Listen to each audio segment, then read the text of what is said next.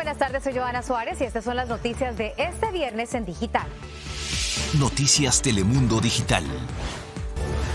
Invasión inminente. Estados Unidos advierte que la invasión rusa puede empezar en cualquier momento y urge a sus ciudadanos a salir de Ucrania.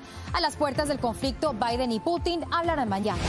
Vacuna retrasada. La farmacéutica Pfizer retira su solicitud de aprobación para la vacuna en niños menores de 5 años. Indican que esperan resultados sobre la efectividad de una tercera dosis. Deportados a Venezuela, migrantes que iban en la embarcación a la que le disparó la Guardia Costera de Trinidad y Tobago ya fueron devueltos a su país. El padre del niño que murió de un balazo en la cabeza pide al gobierno que no deporte a su familia. ¿Qué tal? Les saluda Joana Suárez. Julio Vaqueiro está en una asignación especial. En la crónica de la invasión anunciada, fuentes de inteligencia confirmaron que en las últimas horas Rusia ha desplegado más tropas, sistemas de misiles y hospitales de campaña en la frontera con Ucrania.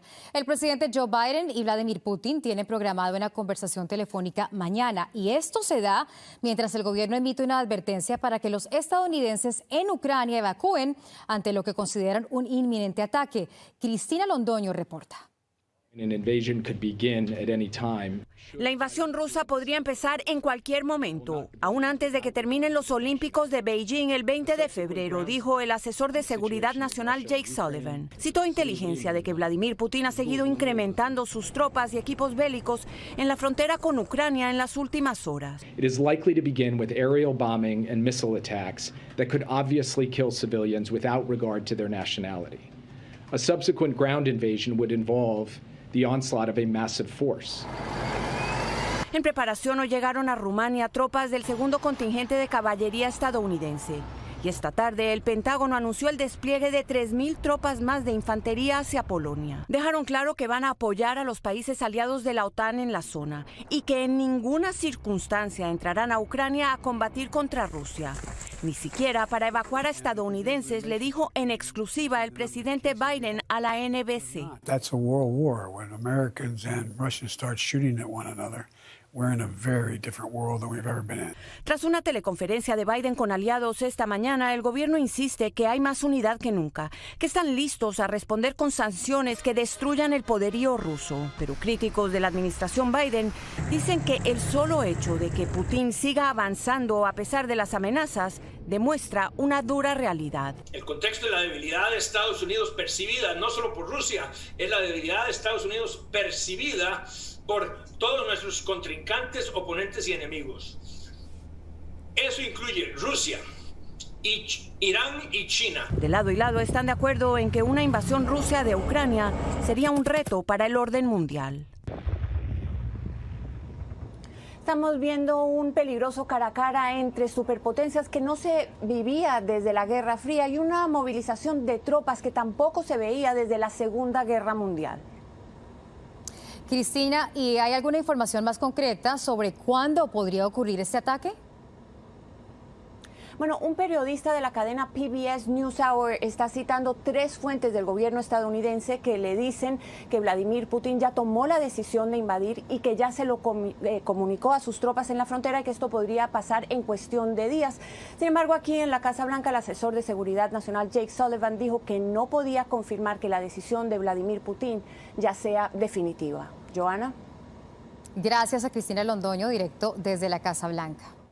Bueno, y hoy se retrasan las vacunaciones contra el COVID-19 para menores de 5 años. Así lo anunció la farmacéutica Pfizer porque considera que 2 dosis no son suficientes para proteger a los más pequeñitos. La decisión ha generado preocupación en muchos padres y María Paula Ochoa nos tiene esos detalles.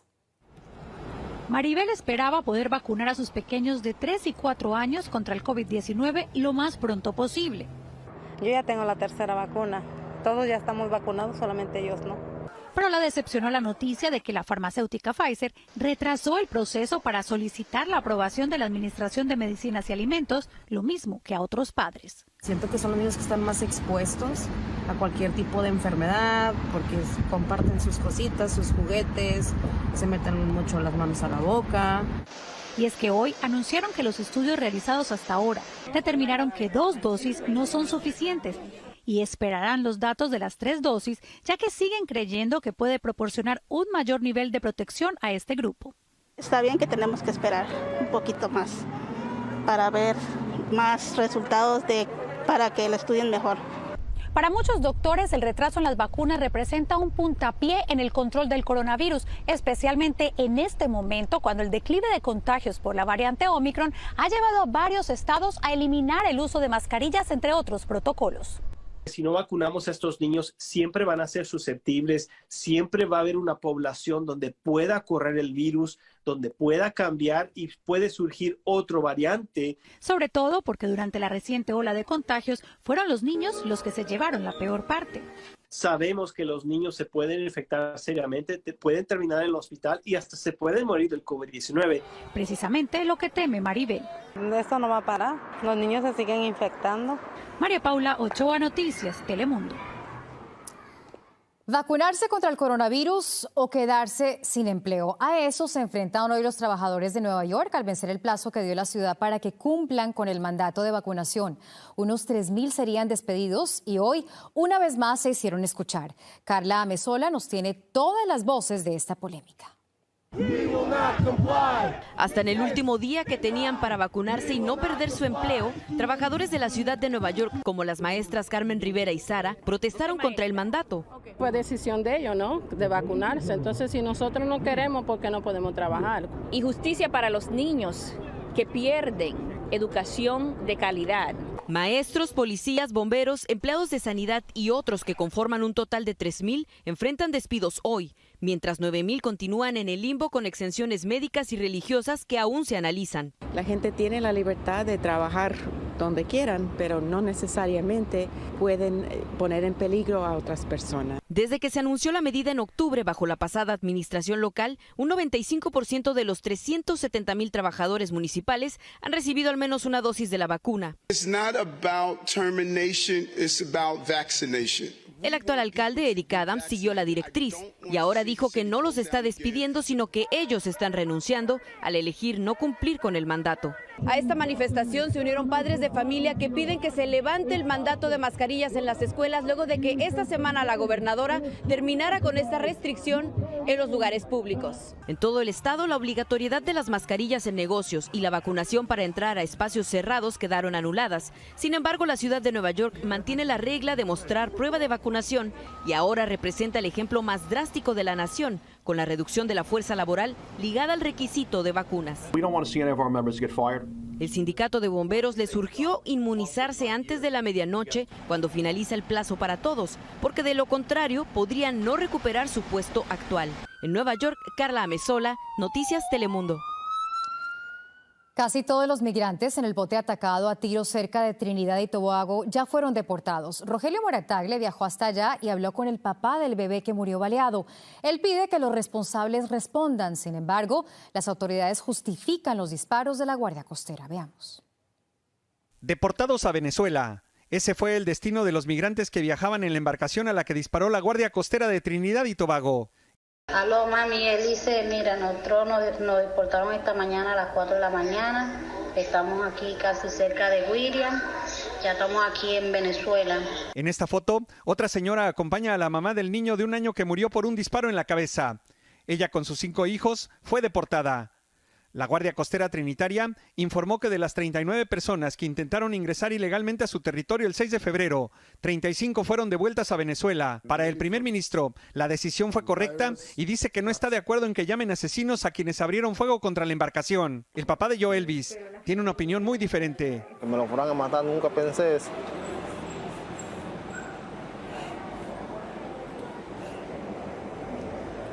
Que si mi hijo por lo menos se me hubiese ahogado y me hubiese tocado a mí pagar, yo lo pago.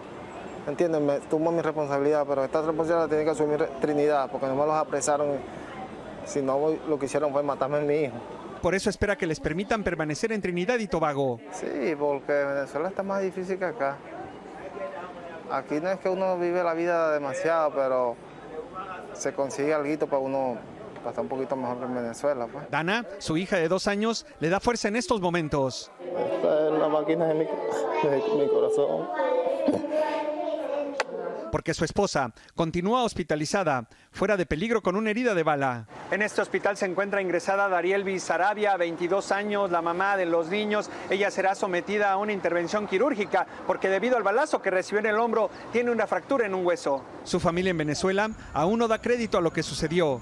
La cuna vacía de Joelvis representa la desgracia de una familia que buscaba mejores condiciones de vida. Un drama al que se exponen miles de venezolanos que ya no pueden vivir en su país. Si yo sé que esto va a pasar, no me traigo a mi familia.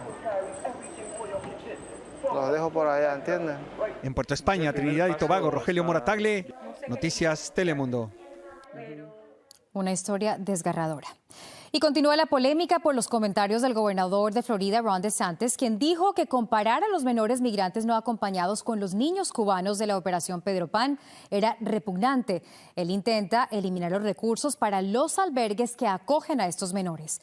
Lourdes Hurtado nos tiene reacciones. Desde hace meses, los albergues para niños inmigrantes en Florida pelean contra el gobierno estatal para conseguir la renovación de sus licencias de operación. ¿Cómo se beneficia la iglesia o el mismo Estado, el gobierno, cuando le cerramos puertas a niños que vienen buscando una mejor forma de vida? El gobernador Ron DeSantis ha reclamado a la administración Biden por no dar previa notificación de la transportación de menores no acompañados al Estado. Y ahora han propuesto una nueva regla que prohibiría al gobierno federal albergarles en Florida a menos de que se firme un acuerdo de cooperación. Defendió su política en una conferencia de prensa esta semana. Unaccompanied alien children. Y llamó asquerosa la comparación que se ha hecho entre la llegada de estos niños y los menores cubanos que fueron bienvenidos hace 60 años bajo la Operación Pedro Pan. Pero quienes se beneficiaron de ese programa hace 6 décadas ahora defienden a estos niños inmigrantes. Muchos de nuestros latinos se han olvidado que ellos también son inmigrantes. Como Tony Arguiz, que a los 9 años fue uno de los casi 14,000 niños enviados por sus padres ante la llegada del régimen comunista a Cuba. Una inversión en esos muchachos a la larga va a dar un retorno de inversión a la ciudad o el país. Sin embargo, no todos los cubanos que llegaron a Estados Unidos gracias a la Operación Pedro Pan culpan al gobernador Ron DeSantis por sus políticas. Algunos responsabilizan directamente al gobierno federal. Carmen también llegó como parte de esa operación. La culpa es del gobierno federal, que es el que está permitiendo este desastre, esta falta de organización, esta manera de los niños ser usados en la línea del frente de una guerra política. El Departamento de Salud y Servicios Humanos dijo a Noticias Telemundo que examinan todas las opciones legales para garantizar que los albergues continúen brindando sus servicios. Mientras, la oficina del gobernador DeSantis nos respondió que el verdadero daño a los menores es culpa de las políticas fronterizas de Biden. Lourdes Hurtado, Noticias Telemundo. Y pasamos a otros temas. Una joven latina y su novio están detenidos en Texas acusados de matar a la hijita de la mujer de solo 5 años. Las autoridades dicen que el cuerpo de la pequeña Mercedes estaba hinchado, lleno de cortadas, raspones y moretones. Francisco Fajardo nos amplía. La joven madre tiene apenas 22 años y ya fue arrestada. Su hija Mercedes, esta pequeñita de 5, murió en la ciudad de San Antonio. Investigadores aseguran que por lo menos durante sus últimas 3 semanas de vida fue severamente torturada y maltratada por el novio de su mamá. La madre de esta niña tuvo que ver con la responsabilidad de por qué la niña tenía heridas. Según la declaración de uno de los oficiales, el día de la muerte, cuando su madre la llevó inconsciente al hospital, a Mercedes le faltaban secciones de cabello en la cabeza, tenía moretones, rasguños, cortes e hinchazón visible en casi todas las partes de su cuerpo. Quería a su mamá tanto y la mamá no la quería. La policía asegura que Katrina admitió haberle pedido a su novio que disciplinara a su hija, pero la disciplina se convirtió en abusos. En el mismo documento, la madre detalla que en una ocasión el acusado, es decir, su novio, empapó un calcetín en orines y lo metió a la fuerza en la boca de la pequeña Mercedes. La familia ya había estado involucrada con la unidad de servicios infantiles en el pasado, quienes confirmaron que ahora mantienen custodia de la hermana mayor de Mercedes, una niña de 6 años. En una vigilia la noche del jueves, familiares y conocidos de Mercedes encendieron veladoras en honor a la pequeña.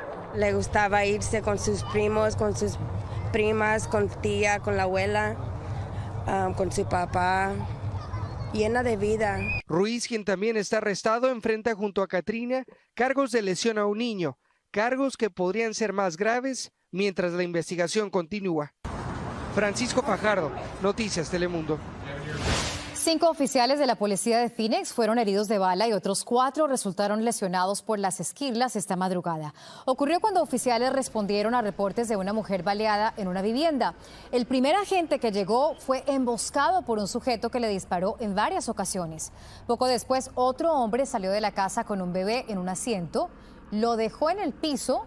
Cuando los oficiales se acercaron a arrestarlo, el agresor abrió fuego nuevamente, hiriendo de bala a 4 agentes más. Empezaron los tiroteos y se escuchaba y no paraban. Entonces, cuando yo me di cuenta, empecé a ver por la ventana, vi como 3 policías corrían de este lado donde yo vivo con armas. De hecho, vi 2 policías tratando de llevar a un policía herido que iban por aquí. Entonces, yo cuando vi eso, la verdad que me asusté porque tengo niños.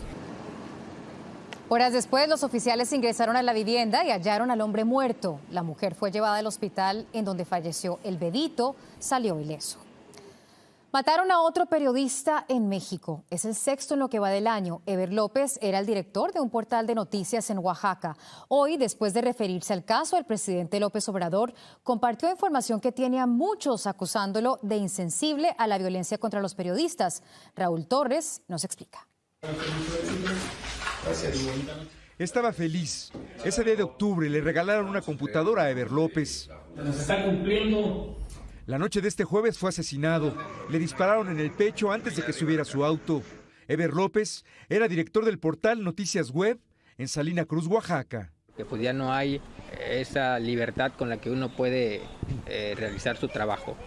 Sin embargo, la policía logró la captura de los 2 presuntos asesinos. Uno de ellos es hermano de una funcionaria del gobierno local, del que el periodista era crítico. Se está profundizando en las líneas de investigación para determinar el móvil y la autoría intelectual. Eber López es el 6º periodista asesinado en lo que va del año. El caso más dramático fue el de Lourdes Maldonado, asesinada en Baja California. En 2019 pidió ayuda al presidente Andrés Manuel López Obrador. Dijo que Jaime Bonilla, que era gobernador del estado, la amenazó. Este viernes era cumpleaños de la periodista.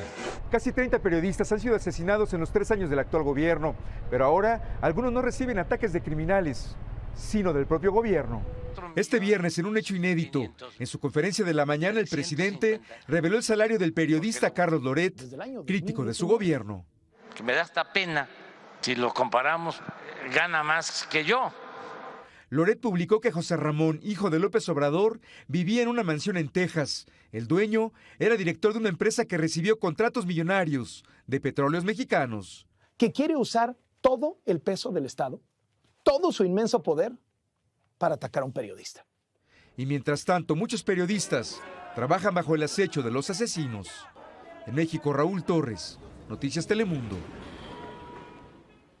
Bueno, los manifestantes que tienen bloqueado un puente entre Estados Unidos y Canadá tendrán que desalojarlo. Así lo ordenó una corte de Ontario tras una semana de protestas iniciadas por camioneros en rechazo a las vacunas contra el coronavirus que mantuvieron cerrado este cruce fronterizo, el de mayor flujo comercial entre ambos países. Síganos en nuestras redes sociales para más noticias y visite noticiastelemundo.com.